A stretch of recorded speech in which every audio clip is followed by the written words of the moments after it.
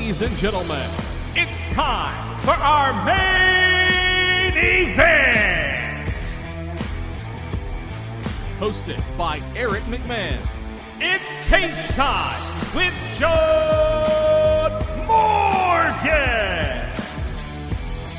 And welcome everybody to another episode of Cageside with John Morgan. I'm your host, Eric McMahon. Sorry about the missed show last week, but my man was flying back from Colombia on Monday. We missed our spot. Gonna try and record on Tuesday. Things just didn't work out. But guess what? We're back here on a Monday to talk a slam-packed week in MMA. Here to break it all down off of CFFC that was in Philly. Here for one day before he jet sets again to Miami for UFC 287. It's my man, John Morgan. What's up, pal?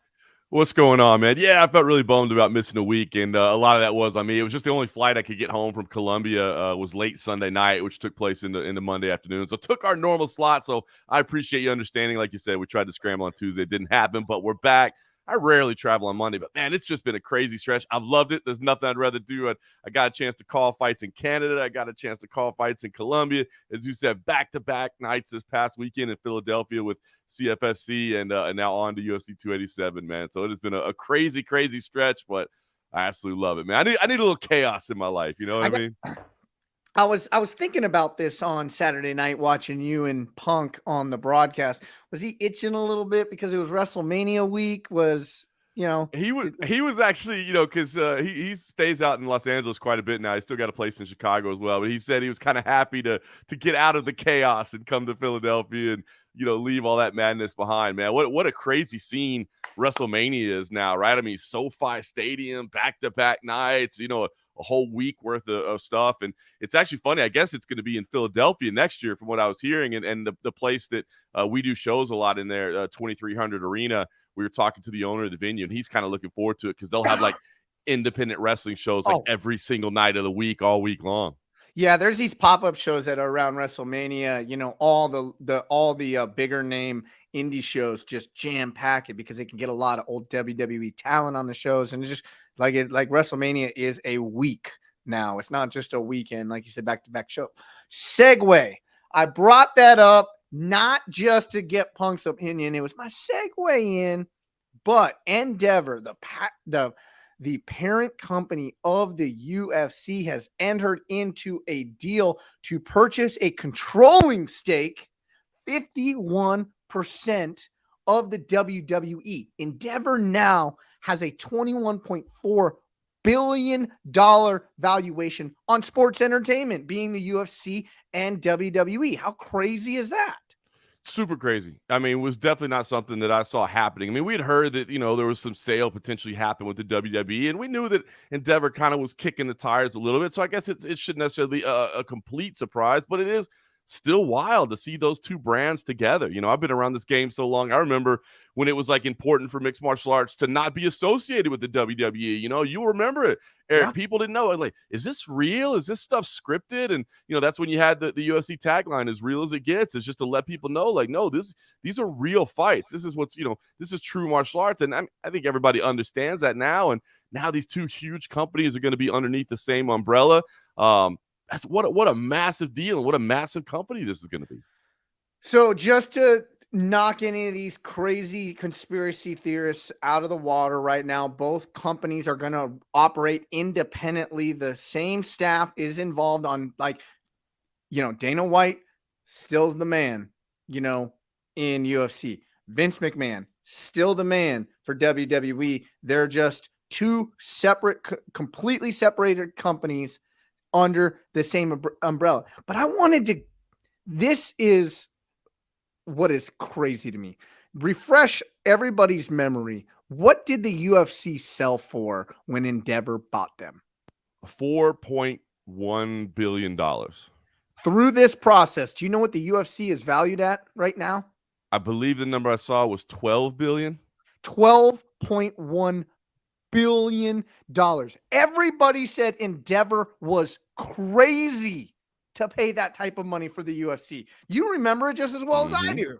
Yep, they overpaid. How are they ever going to get their money back? This is ridiculous. They could have gotten a lot cheaper. What are they doing? and now it's tripled in value since their purchase. That's pretty incredible. Incredible. And I know Dana White gets so much heat from so many people, some of it self-inflicted, some of it people just love to hate the guy. But if we're not going to have, like, if Dana White is not the person leading this charge, and he's not the front person, he's not the brash bravado, the I don't give a shit, I'm moving forward, love me, hate me, I don't care. This company is not, one, it never got to where it was at, and two, it's never going to be valued at $12.1 billion. And I'm going to state that as a fact. Yeah, I agree with you completely. As you said, there are a lot of things that you could criticize about Dana White and the things he says, the things he does, and it's all fair, and he welcomes it. He's never said that I'm perfect, I'm above reproach, and I shouldn't be criticized for anything I do. He understands, he makes mistakes as well, and there's things that you can talk. But I agree with you. I don't think there's many people in the world that could have done what he did, especially in the early days of taking the sport to mainstream acceptance to where it is now. And now you've just got this absolute juggernaut of a machine that's just a global powerhouse. And you talk about the value that it has. It's phenomenal. It's incredible when you think. I mean, to even wrap your head around a $12 billion company is pretty wild to think about. And now, as you said, partnering up with WWE under this same umbrella for a $21 billion global media powerhouse. I mean, my goodness, it's big news. And it's big news from a financial and business type standpoint. But I do think, and you kind of touched on it, from an operational standpoint, I don't think we're going to see a whole lot of differences. I think the two companies are, or they're just aligning their interests in terms of like media rights and as far as advertising, and as far as maybe a little bit of operational things that they can unify. But I don't think the day-to-day operations of either company are really going to change all that much. So for fans that are kind of worried, like, what does this mean to me? I don't necessarily think it's going to mean a ton, especially not right away. I think a lot of this stuff is just, how it helps them with like media rights deals and sponsorships and things along those lines. We could see a WWE going way of ESPN coming up. I mean, there's a lot of opportunities there, but yes, they are going to be, there's no roster sharing. There's none of this BS going on, but to do the math, 21.4 billion is the valuation of Endeavor with their sports entertainment being UFC and WWE. UFC, we know, we just said 12.1 billion. WWE, fake fighting, $9.3 billion. And you know what? I'm going to say at 9.3, Endeavor even maybe got a deal, because if you would have seen the spectacle that was WrestleMania, good Lord, best in class, best in show, nobody does it better. And I bet you the UFC is even going to probably take some of that promotional, game ops, as I like to call it, standard, because UFC does a great job, but nobody holds a candle to WWE. Well, they really do. I mean, you think about, both companies, I think, are going to benefit, right? When you got a lot of bright minds on either side of these companies, that have been involved in, creating content and marketing and all those things. And now they can work together. And look, mixed martial arts and professional wrestling have always shared a lot of the same culture. Like I said, I think it was important in the early days that we differentiated it, right? But yeah, the fan base, the storyline, all those things, man, there's some overlap. This is going to be big. And you touched on it, like maybe WWE ends up talking to ESPN, or maybe, over the next couple of years, this new company goes and shops like an Apple or an Amazon or these huge companies and say, hey, guess what?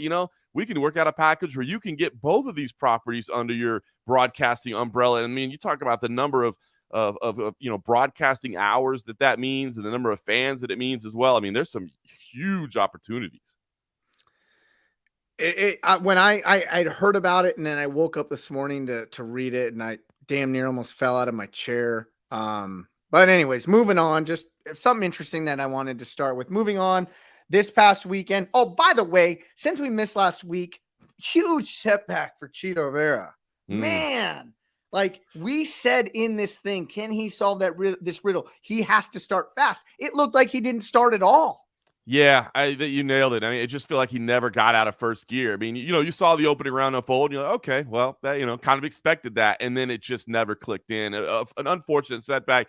Chito, undeterred, like this guy has all the drive and motivation in the world, and he's since come back. He's posted multiple messages on social media saying, hey, kind of owning up for the performance and just saying this isn't going to stop me, this isn't going to define me, and I believe him. I mean, this dude has an unbelievable drive, but it was a flat night, and I don't want to take away from Corey Sandhagen because that guy is so good. You know what I mean? He's so difficult to deal with.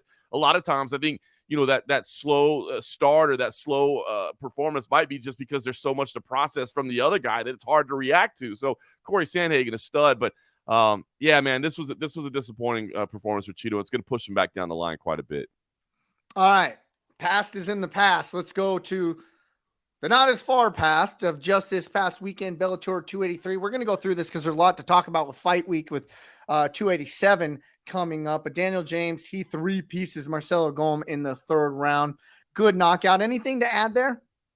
Not really. I mean, this was an interesting card because there were some good fights on it. There were some meaningful fights. The main event, I think, was one that not a lot of people were necessarily looking forward to because it was just kind of 2 names that aren't really big for the company, and it's not necessarily like a number 1 contender. So it's a little bit of a head scratcher in terms of a main event, but at least you got a big result from Daniel James there. I mean, he certainly ended it in highlight reel fashion, and now all of a sudden, maybe he is kind of a name you pay attention to, right? He's come in to Bellator. He's gotten back-to-back wins over ranked opponents, and now he's up there in the rankings as well. We'll see where he lands. So maybe it's a new name to pay attention to, if you weren't paying attention to it before.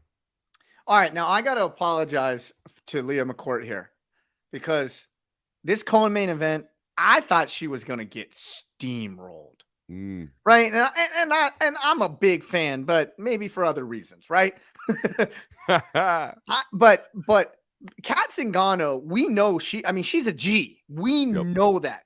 And I thought her intensity, her grappling, her just grit, her determination was going to overwhelm Leah McCourt. And it did, and it didn't. And the resiliency of McCourt was, and she probably got around in there. It was a split decision. But I was ultra impressed with her. That was, to me, we say this often enough. There's a win in a loss. That was a win within a loss, if you're going to ask me. Yeah, I think she proved that she belongs, right? I mean, not that featherweight division is necessarily incredibly deep, and with Bellator, they have a really small roster. I mean, it's bigger than the UFC's roster, but not much deeper. But she proves that she belongs to be one of those names at their top, even in defeat. Sometimes you have performances like that where you, at least, as you said, you kind of show you belong. You show that you have some skills. It was a setback for sure, but, look, as you said, Kat Zingano, man, her reputation is well established. She's somebody that we think, probably should have been fighting Chris Cyborg already, but now definitely secured that. That has to be the matchup they make next. But I agree. I walked away from this thinking, Leah is good, and she deserves to be in this discussion. I think maybe there were some questions, did they just grab a hold of her because of her marketability factor, and that's why they have Leah McCourt on the roster? I think she proved, no, I can fight. I deserve to be in these conversations.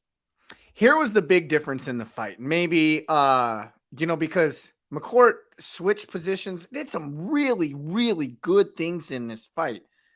But the difference here was the viciousness of Zingano was just on a different level than McCourt.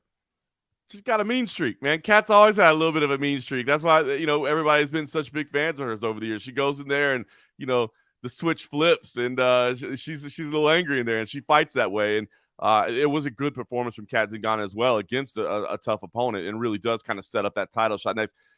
Still, it's tough to pick against Chris Cyborg with anybody, and so that's no disrespect to Kat Zingano. It's just, there's a lot of well-established champions that you just say, man, I just feel like they're a little bit of a cut above, and I do feel like Chris Cyborg is still that cut above, but Chris has been doing this for a long time, father time, right? At some point, it does catch up to you. So you wonder when that night is going to be. Maybe it will be when these two collide. We'll see. But, Kat proves herself worthy of that opportunity for sure, if she wasn't already. On ESPN, this past Saturday night was the 2023 PFL tournament. UFC talent didn't fare too well in this, right? And it goes to show you that they're like, it is the best promotion, hands down. It is the deepest promotion, hands down. But because you were a high-level fighter in the UFC at one point does not mean you are going to transition and just run shot over everybody else. Brendan Loughnane, yeah, he batters Marlon's legs, batters them en route to a third round TKO. And I am watching it at home, cringing with every shot. First, Marlon was one way, because that leg got eaten up, had to switch stances, got that leg eaten up. And then he was just a fish out of water. Like, he didn't know what to do. You saw in between that second and third round, he is basically, I'm not an interpreter. I'm not really sure what he was saying, but from the body languages is like, I can't do anything right now. I don't know what to do. Like, I will go out there and get murked, but I don't know what to do. And there's nothing I can do. It was a hard one to watch for sure, man, because Marlon Moraes is such a nice dude, right? I mean, he's so beloved and well-respected. He's a great fighter, but, from the moment this was announced, I think most people felt like this might be a bit of a mismatch. I mean, Brandon Loughnane right now is one of the best featherweights in the world, and I think you touched on it well, and I think maybe this card hopefully served as a reminder or maybe a lesson to people that don't realize that you're 100% right. Like, the majority of the world's best fighters are on the UFC roster. Like, what does the UFC have more than any other organization? Depth. I mean, they can, if you make it to the top of the heap in the UFC, you have gone through some absolute killers to do it. But what the UFC doesn't have is a monopoly on every good fighter out there. There are great fighters in organizations around the world. And if you only watch the UFC, it's understandable. They're the market leader. I get it why that might be the only brand that you watch. But if you care about mixed martial arts and you like the sport, there's other organizations out there that feature phenomenal fighters. And Brendan Loughnane is one of those fighters. And you said it. I mean, this card showed some ex-UFC talent came over and struggled against PFL talent. And I think for the PFL, I think they've got to be happy about that, right? There's always this thing like, well, what happens when you pay for a free agent and you bring a free agent to your organization, they lose. Like, are you upset that you spent that money on that person and then they didn't perform the way you might have liked them? And I always say, no, I think that's kind of actually what you want to happen. You want people to come from the UFC to your organization and your quote unquote, your guys, the guys that were already there on your roster, win, which helps show the world, hey, listen, these guys were already here. You know what I mean? They have talent. They can compete with the best of the world. And I think Brendan Loughnane is one of the best featherweights in the world right now. Moving on to another UFC talent that was at the top of the heap.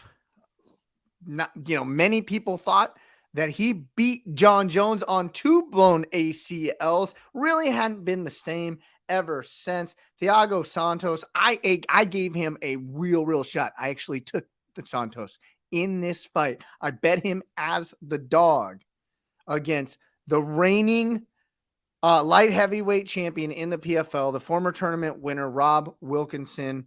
And this was just a fun fight across the board. We saw shades of that Thiago Santos, that guy. I think in his later part of his UFC career, he got the notion of just a guy who's waiting around. He's waiting around. He's not pushing the action. He started pushing a lot of action here. But every time Rob hit Thiago, it hurt him. And then he had nothing for the takedowns. Well, I think this was a great matchup as well. And again, Rob Wilkinson, a guy that was a tournament winner last year, right? He was the season champion in PFL. And so you look at Thiago Santos, and I think what's going to happen, and you touched on it, really just hasn't been the same since that John Jones fight back in 2019. But I will say, I think a lot of people are probably going to say, Thiago, he's 1-6 in his last 7 fights. Like, he's done, he's washed up. And I don't necessarily see it that way. I mean, you look at who he's facing. 1-6, right? He has the win over Johnny Walker, so we'll get that one out of the way. The losses, John Jones, Glover Teixeira, Alexander Rakic, Magomed Ankalaev, Jamal Hill, and now Rob Wilkinson. Now, all those other names, obviously proven commodities in the UFC. I think Rob Wilkinson is just that good as well. 3 champions. Yes. 3 light heavyweight champions out of his 6 losses. Give me a break. Come on. I mean, three champs. Ankalaev could have easily been a champ as well, right? I mean, he was right there, had the weird draw there. Rakic looks like he's lined up as a top contender, may have a title fight in the very near future. So, yeah, you're absolutely talking about right. So I think the easy thing to do would be like, well, he had those losses. He left. Now he's in the PFL. He's losing and just write the guy off. I would caution against that. I mean, Rob Wilkinson, I think, is a dangerous opponent as well that deserves the similar kind of respect. So this was just another loss against a very, very tough elite level opponent. This was kind of a reassuring loss for me with Thiago Santos, because I agree with you, right? But the reassurance that I got that he's still got some left in the tank was his willingness, like that I hadn't seen at the tail end of his UFC career, his willingness to come forward and throw bombs. Now, he had to be on his back foot a lot because he was really worried about the takedown. But there was on multiple occasions where he just threw that threat of the takedown out the window. He says, I'm coming to take a head off. And if we watch back on the rise of Thiago Santos, especially in like that Eric Anders fights and a few others, that is the mentality that he had. And I'm just glad I saw some of it again against Rob Wilkinson, albeit Wilkinson was the better fighter. I agree. No, I agree. And I think you framed it all perfectly right. And that's, the beautiful thing about the PFL format. It is, one of the most unique formats in all the sports, and the fact that they do this season. So, normally a traditional organization, you would say, well, he came in, he fought the defending champion, he lost. Now he's got a long road back to the top. Well, that's not necessarily the case. He can come out here, if he can find a way to get a quick 6, get a, first round win the next time out, make his way into the playoffs, then you got an equal shot, just like everybody else does, of making your way to the season championship and $1 million. So it is thing I like about the PFL format. You know what I mean? You could lose, but it's like, okay, hold on. I'm still right there. I just got to come back in a couple of months. I got to get a big win. I just got to make myself, get myself into the playoffs, and then we go from there. So the PFL season format, when they first, came on the scene, announced their format a few years ago, I wasn't sure if I was going to buy into it. I'm like, I don't know. I mean, MMA is not really a season, but I like it. They're doing something a little bit different. It really has grown on me. I love the way they do things. Ask Kayla Harrison how hard it is to beat somebody twice in a row. It's tough. And, and she'll tell you, Kayla will tell you, it's that season grind, especially, man, to come back and do it again. It's 4 fights in a year. Think about it. How many mixed martial artists compete 4 times at the highest level in a year? Not many. I mean, at the regional stage, yeah, maybe, because you can get a couple wins, a couple quick victories over maybe some talent that's not quite where you are. But, man, when you're at the highest level, facing absolute killers every time out there, it's tough to get in 4 fights in a year and then come back and do it again the following year as well. And trying to beat somebody twice when their whole notion is coming after you. You have the target on your back. Rob Wilkinson has a target on his back. I think we both agree that we were a little pleasantly surprised that we got to see the shades of the Thiago Santos, and I firmly believe he'll be back. Another event that happened this past weekend, fun event, tons of talent that we know the names of, was the Gamebred Boxing 4. And just 2 fights that I really want to talk about, even though Jacare was on it. Vitor Belfort was on it. Like, whatevs, right? Jose Aldo fights Jeremy Stevens in the co-main event. Ends in a draw. Jose Aldo going into boxing. We knew he wanted to go into boxing. He's now 1-0-1 in his boxing career.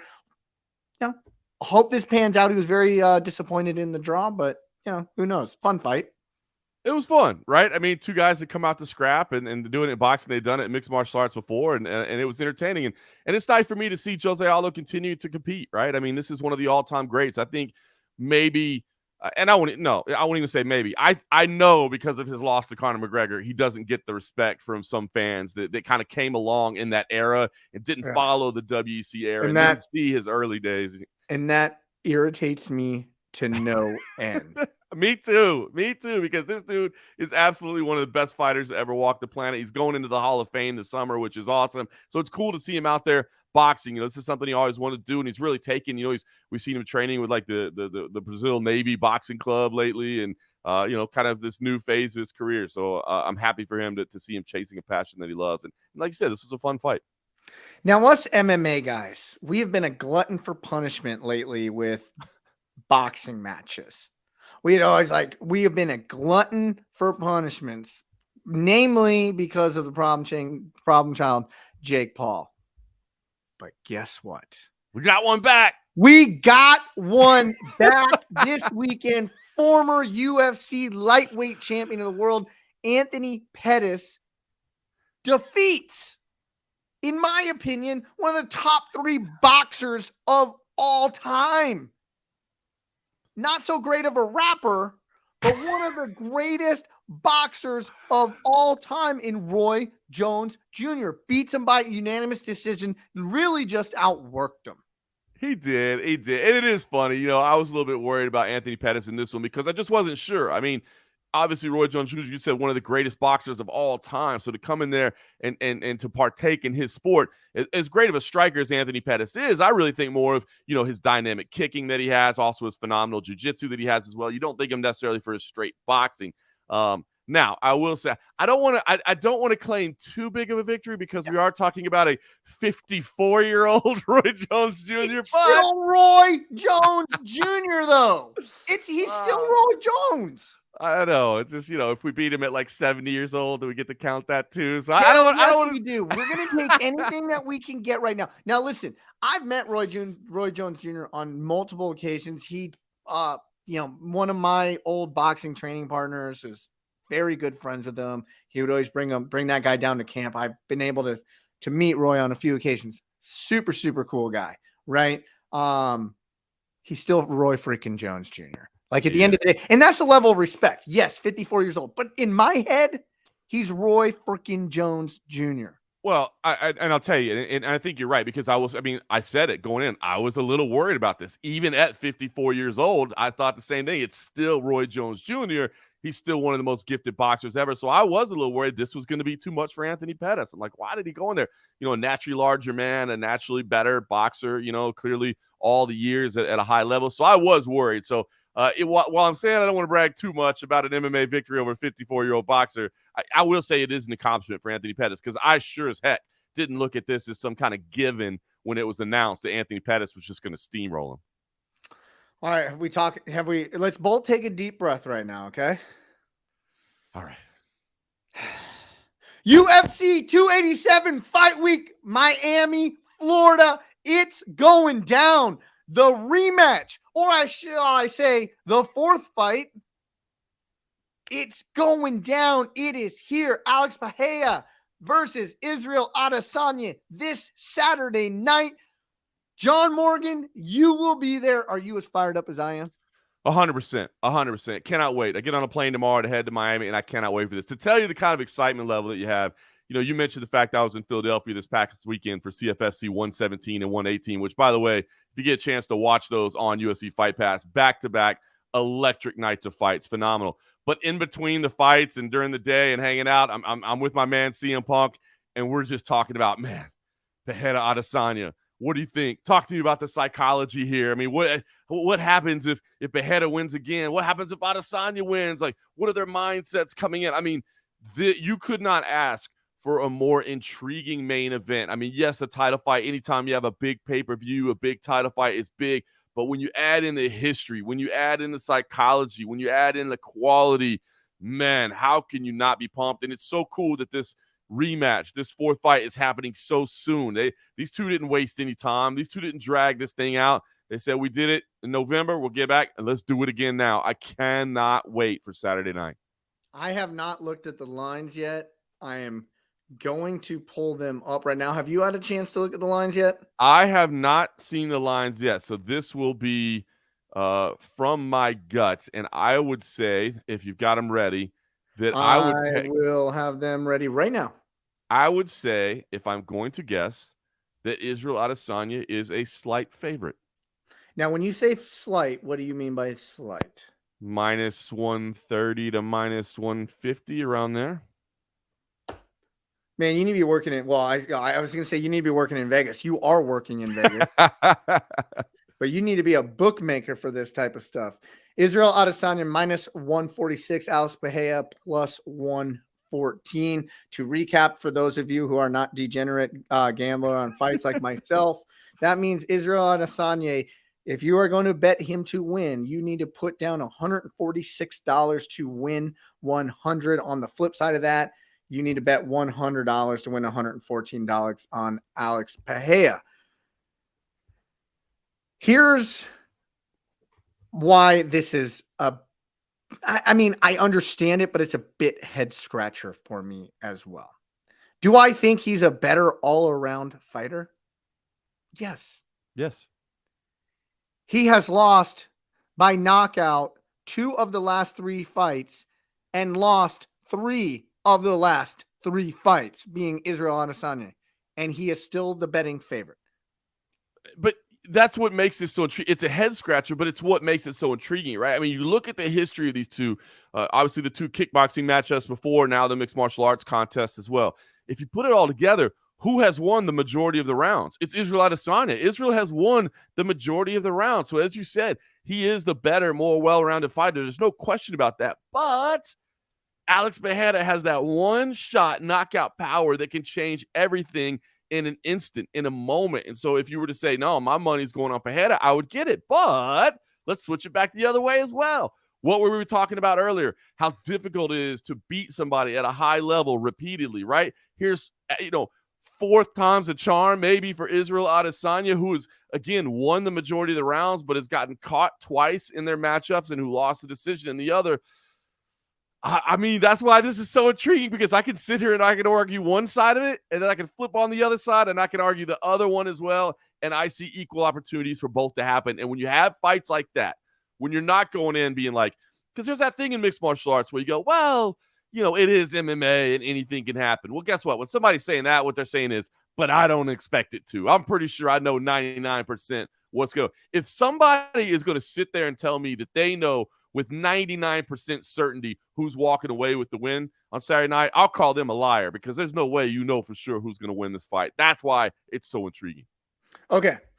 So we both admit or acknowledge or recognize that Israel Adesanya is probably the overall better mixed martial arts fighter. I believe so. How do we come to that conclusion? How does John Morgan come to that conclusion? Well, I think about his dynamic striking. He certainly doesn't have the power that Alex Pereira has, but I think about the diversity of striking skills that he shows, right? Alex Pereira, I think of more as kind of a bread and butter, meat and potatoes kind of striker, but with ungodly power that we never see, right? And then I think about, I have had an opportunity in Israel Adesanya's UFC career and mixed martial arts career to see a little bit more of his offensive grappling, his defensive grappling, I've had a chance to see more of it. I think with Alex Pereira, we have yet to see phenomenal wrestling skills, phenomenal jiu-jitsu skills, anything along those lines. So I look at Israel Adesanya as the more well-rounded fighter based on the skill set of what I've seen in the octagon. I agree with every point that you just made, but I'm going to give you the contradiction to every point you just made. Now, I agree with you. But what I saw in that first match, right, was a guy who marginally outstruck Pereira, right? And I mean marginally, picked him apart, wasn't devastating. Yeah, he hurt him in the first or second, I can't remember. Hurt him pretty bad at the tail end of the round. But if we're going to talk about from a grappling standpoint, a lot of people said this is going to be Izzy's easiest path to victory. Didn't see it at all, because guess what? He could not take Pereira down. He tried over and over and over again, and he could not take him down. The one time Pereira got put on his back, it was because of a catched kick. He threw a kick that, Izzy just kind of flipped it up. That's how he landed on his back. On the contrary, who landed the only takedown of that fight? Alex Pereira. Alex Pereira, right. Okay, now to your striking, dynamic striking. Whose dynamic striking impacted the fight more? Alex Pereira tore that leg up. Now, I agree with everything you said based off of the vast ocean of information that we have on Israel Adesanya. I just didn't see any of that play out in the first. So that's why this head scratcher is, I think, is Vegas or me and you collectively thinking, hey, we've seen him do it against everybody. He just got unlucky because of that round ended. I think that's what people are. I mean, I think that's what the line tells you, and I don't necessarily know that that's inaccurate. And you can't say lucky, that's for sure. I hate that, but yeah, I mean, he was on his way. He was a couple minutes away from walking away with a decision win, right? So if he doesn't get clipped, Israel Adesanya stays the champ, and so I do feel it. But the points you make are all phenomenal, and they're all accurate, and they're all why I'm so intrigued, because I can't, counter those and say, nah, but come on, man, you're wrong. You're being ridiculous. You're spot on. You're absolutely spot on. And that's why I say, if anybody can look at this fight and tell you, I know who's going to win, I'll call them a liar, because you can't.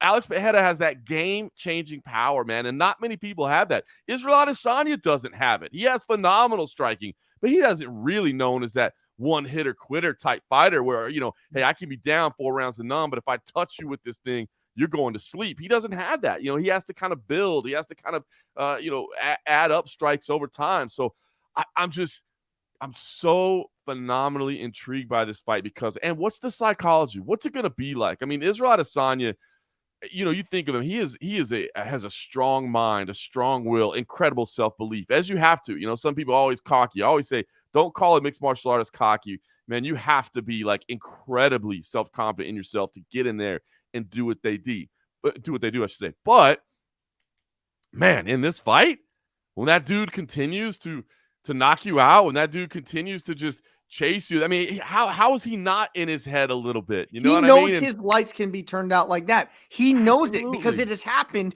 the majority of his fights against this man. Yes. It happened. It happened the majority of the time. It's one thing to get clipped once, right? I mean, that's another reality of the sport. We always say, man, anybody can get caught. And it is true. You can be fighting a perfect fight, and this is such a game of minor little moments here and there that one moment can change everything. That's what we love about it. It's so difficult. But it didn't just happen once. It happened twice. So everybody can get caught once. If you get caught twice, can you write that off and just be like, well, that happens to anybody? Or do you go, what is it about this guy that he knows my game and that he's able to get past my guard, that he's able, even with all my incredible movement, my incredible head movement, my slick defense, he's able to track me down and touch me on my chin, as you said, more often than not. I love this. I love it. And are we like flipping the script on ourselves right now? It sounds like it. It sounds like we're talking ourselves into it. I'll tell you what. But then it gets so interesting, right? Because like you talk about, breaking down the matchup itself and how it plays out. Unbelievable, right? And then you think about, well, what happens, with each result? Israel Adesanya, if he wins, do we got to do it again? Do we got to run it back again and mix up? Because I think you do, right? How do you take that away from Alex Pereira? And then the rest of the division's got to be sitting back going, come on, man. Like, where are we at? But it's the most intriguing rivalry in the division right now. It's the most intriguing matchup. And what happens with Alex Pereira if he wins? Because I'll be honest with you, I think there's some other matchups in the middleweight division that are kind of bad for him because they have really good grappling, and I think that could be problematic for him. I was actually talking to CM Punk about this weekend. What if Alex Pereira were to win, right? The entire roster is clamoring for it. Oh, 100%. But what can you imagine this? And I don't know what Alex Pereira has planned, but if you want to see this man turn into a superstar, what would be incredible is if Alex Pereira wins and then he just throws the belt down and says, I didn't even want this. I just wanted to prove a point to you, Israel Adesanya. This weight cut's too much for me. I'm going to 205 because that's where I feel I'll be best at. Take your stupid little belt and do whatever you want with it. I didn't even want it. I just wanted to prove a point to you and walk out of the cage. You say that jokingly. Oh. No, I mean, that's a probability. It could happen, right? Because he's got this insane. It's more probable than plausible. Now, maybe not the exact way you did it. Right. If you're asking me, if he is victorious on Saturday night, he does not defend this belt at middleweight.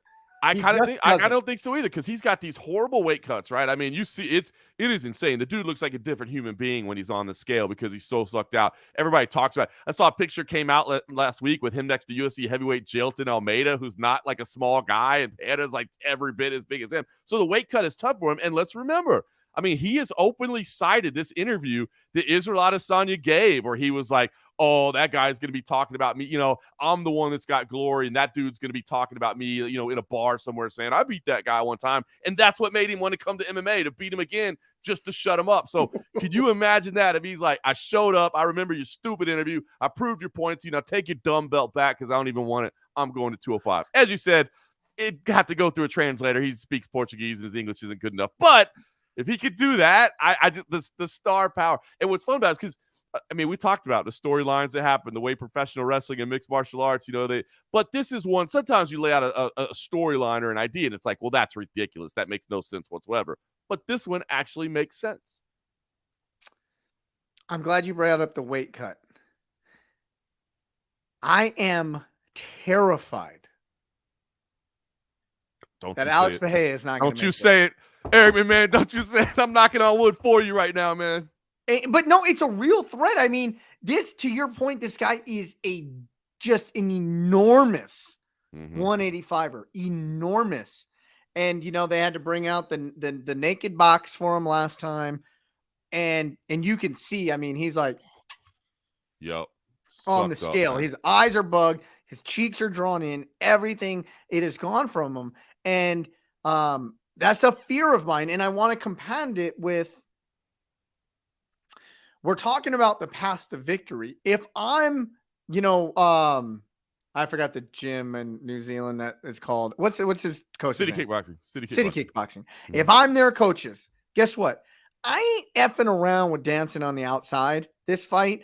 I'm not playing that game with Pereira. Where Israel Adesanya, in my opinion, albeit made it a boring moments in these fights, is he put Pereira on the cage, and the cage grappling is where I saw the biggest difference in this fight. If he gets it there, keeps it there, one, he's not allowing any big power shots coming back at him. And number two, and probably more importantly, that gas tank with that massive weight cut is just zoop, zoop, zoop. Yep. And it is just compounding lower and lower and lower. And that's the path to victory that I see for Izzy in this fight. And that's why I think he's the better mixed martial artist, because we've seen him be able to get off the cage. I haven't really seen Pereira been able to yet.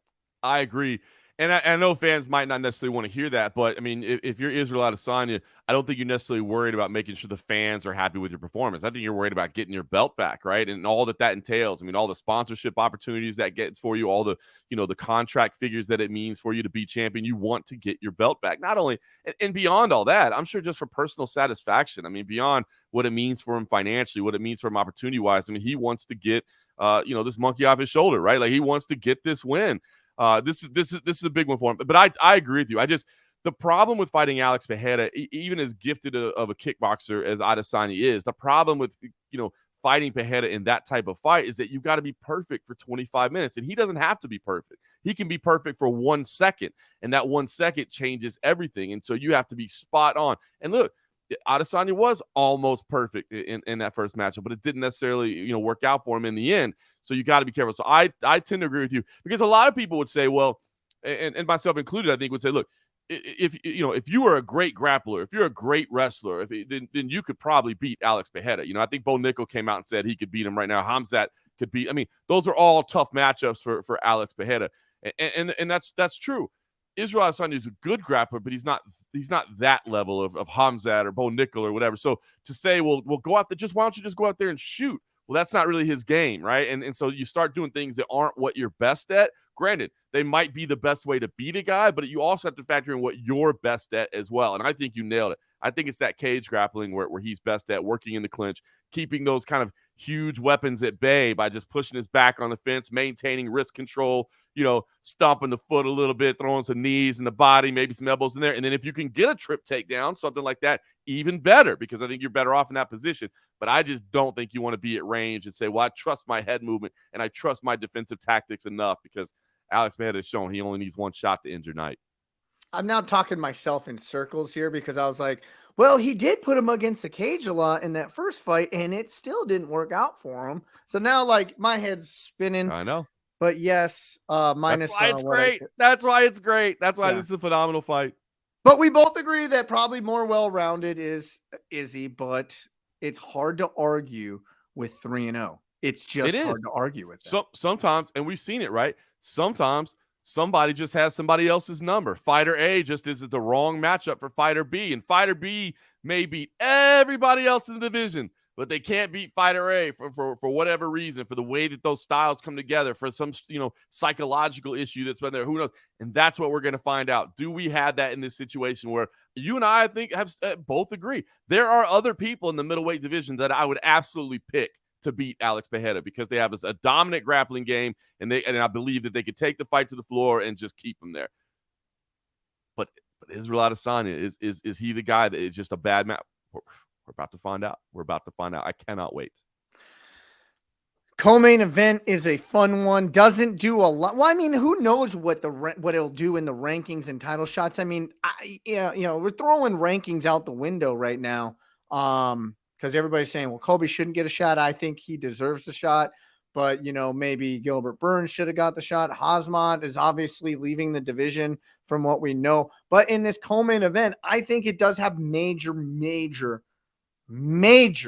title implications. Particularly if Gilbert Burns can get past Jorge Masvidal, I think he is the next in line for all the reasons that we note why people get title shots. Exciting finisher and just this grit and determination that will not be stopped. And I think Gilbert Burns would have had that shot already if he would not have ran into Hazmat Shemaya later last year. I agree. I think he would have. But at the same time, that's why we respect Gilbert Burns so much, right? Nobody else wants to fight Hamzat because they realize, he doesn't have that ranking right now. It's not necessarily a number one contender type fight or whatever, and Burns took it anyway. So props to him. Yeah, I love this fight. Gilbert Burns, sign me up to watch him fight against anybody, right? Phenomenal grappling game. Like his jiu-jitsu is off the charts. World champion. But then he's got power in his hands as well. And he's learned to strike a little bit, enjoys it. Then you got Jorge Masvidal in Miami. I mean, how cool is that, right? I mean, this is his backyard. Masvidal, I mean, let's just be honest, just one of the coolest dudes in the sport, right? I mean, he's got some swag to him. He's a fun fighter. It factor. He's got the it factor, and he's going to be wearing the Scarface suit, I imagine, to the press conference and coming out being Miami. I mean, he's a legend of the game, right? I mean, you talk to the folks at American Top Team, and they'll tell you how much he means to the whole squad, right? Just the veteran experience that he has and the kind of voice that he is in the room. He's just a phenomenal fighter. So it's great. You kind of touched on it. I think this has taken a weird back seat because with Colby Covington being announced by Dana White as next, this looked like it could have potentially been a number one contender fight, right? You laid out the reason for Gilbert Burns. And of course, with Jorge Masvidal, you throw the rankings out the window, right? I mean, if Jorge Masvidal, it doesn't even matter where he's ranked. If he wins and he beats Gilbert Burns, and especially if Leon Edwards still has that title, and of course they have the history of the or Colby now, absolutely. Oh my goodness. I mean, it's a win. It's a win-win. I mean, the former roommates that became enemies and they've had the history both in the cage and outside of the cage. So yes, for Jorge Masvidal, I think people are a little bit frustrated because of the way the title situation. I mean, you got Leon himself saying, "I don't want to fight Colby. I don't think he deserves it next." But if what we're hearing is true, that the UFC is trying to do something maybe this summer with Colby and Leon, then that does make sense, right? Because the winner here isn't getting pushed off timeline too far much. You know what I mean? I think that's what would be frustrating because the winner of this fight has a real argument that they deserve to be the number one contender for all those reasons we just laid out there, whether it be just through pure ranking alone or whether it be through the storylines and the fights that people want to pay for.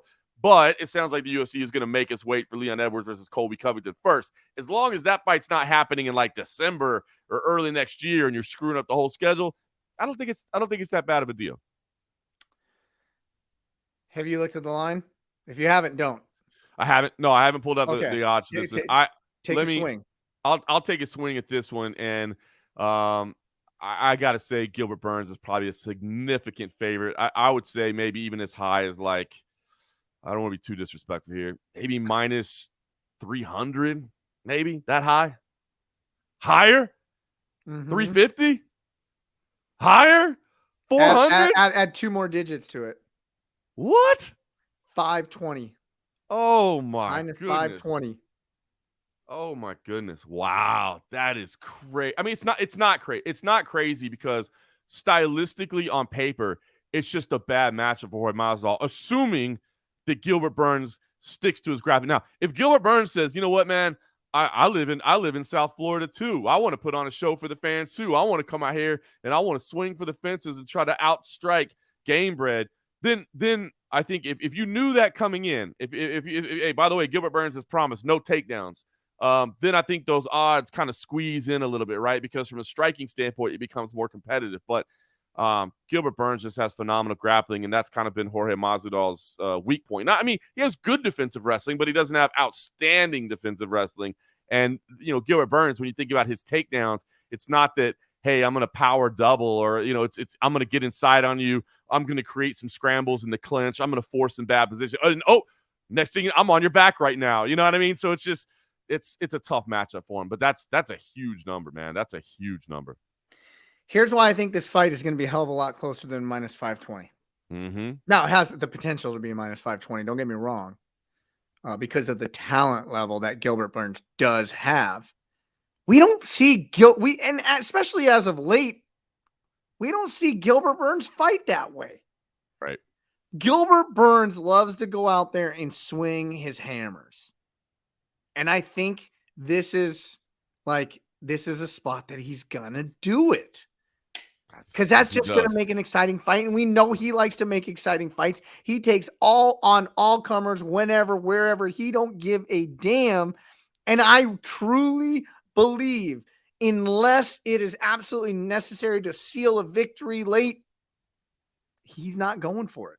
So minus 520, I just put it into an implied odds calculator. That implies an 84% probability of a Gilbert Burns victory, which that's huge, man. That's massive. But I think you're right. I mean, you look at, say, the Usman fight, that he lost. You look at the Hamzat Chimaev fight, of course, where he went out there and just put on an absolute war, right? But then you look at the Neil Magny fight that he had last time out, and he said that, his wife came to him and was like, stop fighting like you did against Hamzat. Like, just do what makes it easier. Like, go out there and take the fight. And I think this is one. So I think you could be right. I forgot about the Neil Magny fight. You know what I mean? So we're going to see. Memory. But that's the thing, is we got to see which one happens. If that Gilbert Burns comes out where, hey, he's listening to his wife said, just take the path of least resistance, please, for us, for your family, please take the path of least resistance. If he does that, then I agree, man. This is just a really bad matchup on paper for Masvidal. But like I said, if Gilbert Burns is like, well, this is a legend of the sport, and I'm in South Florida too, and I just want to put on a show for the fans, and let's go out there and scrap. Then it does. It tightens things up a little bit. So we'll have to see. I think it really boils down to what Gilbert Burns is in there and what mindset he's in. So opening up the main card is everybody's favorite teenager. Are he 19 now? 19 or 18? 19 now. Yeah, I think he's 19 now. Raul Rosa Jr., 7-0, I believe. And now he's taking on a Christian Rodriguez, 12-0. And I'm going to be honest, like I do a lot of research when I come in. I don't know the level of competition and what that 12-2 record for Christian Rodriguez really means. But what I can say is this kid, Raul Rosa Jr., is a star. They are opening him his second fight in the UFC on a stacked card with Izzy and Pereira headlining, Gilbert Burns, Jorge Masvidal co-maining. They got this kid opening the main card. That and I'm gonna give everybody a little lesson out there if we're not aware. You put what you think is potentially the funnest fight possible that's not the main event in that spot to get everybody juiced up and get that crowd just roaring. And to put a 19-year-old kid in his second fight in the UFC in that position, bam, wow. Let me correct myself. He is still 18. I remember he had his birthday, and I thought it was 18 to 19. It was 17 to 18. 17 so he is still. Yeah. That's right. So he is still 18 years old, which is insane. So yeah, take everything you said, make it accurate, and then drop it another year, an 18-year-old in this position. Christian Rodriguez actually came through CFFC, right? So I actually had a chance to watch him up close, and he is a really good fighter. He's slick on the feet. He's got great striking. The problem is Raul Rosas Jr., what makes him great is his grappling. I mean, he's just relentless with his attacks, his takedowns. So on paper, this might be a matchup similar to what we just talked about with like Gilbert Burns and Jorge Masvidal, where if Rosas decides he wants to stand and trade because he's in this and he wants to put on a show for fans and that sort of thing, then all of a sudden he might find himself in some problems against Christian Rodriguez. But if he comes in and does what he's capable of, which is just relentless takedown attempts, relentless scrambles, he's going to win this fight. So I'll be interested to see what the odds are here. I haven't looked at this one either. I got to imagine Rosas is a pretty large favorite as well. Is he up in that 245? I was going to say, I was wondering if he was high as minus 300, but minus 245 sounds about right. Look, he's still improving. He's still an 18-year-old kid, and you still wonder what's the mindset going to be like. Now he seems we haven't seen him take a shot either. That's it. We haven't seen it yet, and I mean, he seems comfortable with the attention. He's incredibly carefree, happy-go-lucky, like loves it all. He wanted all this. So, ask him, are you nervous? Like, look, his time on the Contender Series, man, they had cameras following him around the whole time. They had a crew just around him because it was such a unique story as a 17-year-old, right? And he seems not oblivious to it, but he just seems like he welcomes it all and he's okay with all of it. But you still wonder, like you said, you get tested. You get rocked a little bit. You're in this pay-per-view main card. All the media that did for Contender Series, all the media that did for your debut. Now you're on the pay-per-view main card. It's going to be even more. It's going to be even more. You're doing it in multiple languages as well. I mean, we'll see. Does it become too much for him to process? It's interesting, man. I've openly said I worry about this kid a little bit just because, I mean, at this age, to be in there with nothing but killers. I mean, they're not rushing him too much. They are rushing him in terms of where he is on the card. But as far as the matchup, they're not throwing him in the deep end of like, hey, let's go top 15 right now. But man, it's cool. It's unique. I mean, 18 years old. It's pretty amazing to see.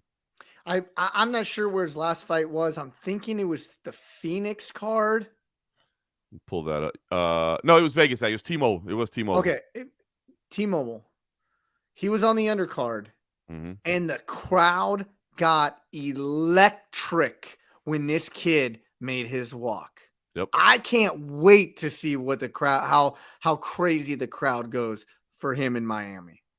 It's going to be nuts. It's going to be absolutely nuts. I mean, the man has got attention. And it's, look, man, we talk about it all the time. It's funny. This whole show has been talking about a little bit about the ties between like mixed martial arts and professional wrestling. I mean, there is something for a unique storyline. You're not like everybody else. There's something different about you. You're an 18-year-old. You're a teenager that has his sights set on being the best in the world. That's something pretty cool. And look, some people are going to doubt you. Of course, he's going to have his share of haters, his people that say he doesn't belong to be here. He was just given this opportunity. He didn't earn it. There's guys who've been grinding for 10 years on the scene. But I'm telling you right now, because he spends a lot of time training in Las Vegas, and the people that train around him here, they'll tell you, like, no, this kid is legit. He's the absolute real deal. He gets a lot of attention. He moves the needle. Now it's, can he deal with that? Can he deal with the expectations that come along with all that attention, with all that energy? Should he continue winning? How does he handle the trappings of fame and of, he doesn't have money yet, but he's still entry level. What happens if he does become a champion at 19 or 20 years old? And now all of a sudden he's got, a couple million in the bank, and does he get distracted? And all, I mean, there's so many question marks around him, but you can only take it one step at a time. And I think this is a really good next step for him. I'm just pumped up for this card. I'm pumped up for the quad. Is that how you, how do you even say the fourth fight? Do you just say fourth fight? It's not fourth fight, the quadrilogy, we'll go with that. I am pumped up for the quadrilogy. Man, I'm anxious to see what Gilbert Burns we do see. I'm anxious to see the crowd pop of Raul Rosas Jr. I'm anxious to see Gastelum back in action on the prelims. Like, there's somebody who needs to get his mojo back. Gastelum against Chris Curtis is a very intriguing fight. I mean, Gastelum, man, you think about that fight with Israel Adesanya, one of the greatest fights in the history of the UFC. You think about what Gastelum's been capable of throughout his career. But yeah, he needs to get kind of back on track. This is a big one for him. The other matchups on the main card, I mean, Kevin Holland, Santiago Ponzinibbio, that's a fun fight. Kevin Holland, always entertaining. Rob Font, Adrian Yanez might be just an absolute barn burner, man. Those two dudes can scrap. That should be fun. Gerald Mearshart against Joe Pyfer. I mean, there's a lot of good fights on here, man. The UFC has really been stacking these pay-per-view events, and I love it, man. It may mean that sometimes the fight nights have a little bit less of the intriguing fights on it, but it just means when you get to the pay-per-view, you're super pumped up and excited for everything that's laid out. So I cannot wait. And you touched on Fly on Tuesday, Media Day on Wednesday. Can't wait. I can't wait to hear from Alex Pereira. I can't wait to hear from Israel Adesanya. The press conference, the stare down between them. What's the I mean, just the psychology. Oh, come on, man. I cannot wait for this. You know what? As a dad, like seeing his son do the pulling the arrow, like something just like, man, I watched WrestleMania. I almost like teared up watching Cody Rhodes grab his daughter before the match and he started hugging him. I'm just like a big softie these days, and those things with me. But I don't know who I want to win this fight. I really don't have a rooting interest other than I just want to see it. I want to see it go down. A lot of people say I have no rooting interest, but inside of you, you're always probably subconsciously pulling one way or another. For this one, I'm really not. I just want to see it go down.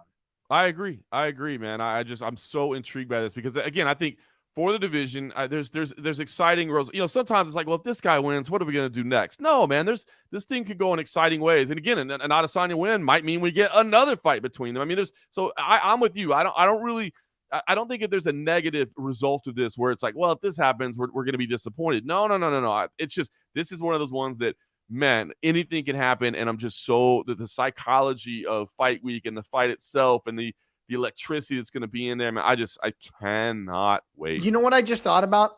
So Alex Pereira comes out and we know he doesn't just shoot a bow and arrow. Right. Yeah. When he walked in and did that, he walked in as the challenger to an empty cage. This time, Izzy's going to be standing in there. I don't know what, but like, to me, that just makes a difference, man. He's going to be looking at the prey off in the distance, right? Like before, he was just an empty thing. I'm just doing my thing. Now it's no. When he lines up that bow and arrow, he's going to be looking right at the center of that cage, right at Israel Adesanya's eyes and lining it up. I mean, I cannot wait.